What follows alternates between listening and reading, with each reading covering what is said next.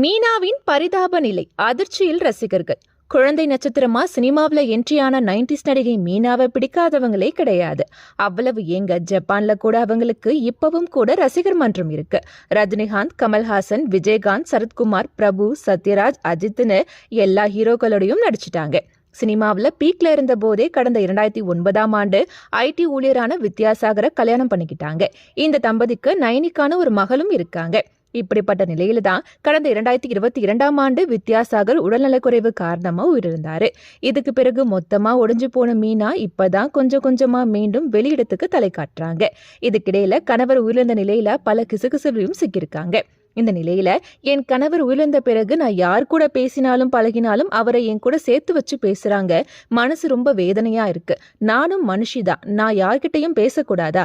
ஏன் என்னை பத்தி தப்பு தப்பா இப்படி பேசணும்? இதனால உங்களுக்கு என்ன லாபம் இருக்கு? என்னை ஏன் இப்படி கேவலப்படுத்துறீங்கன்னு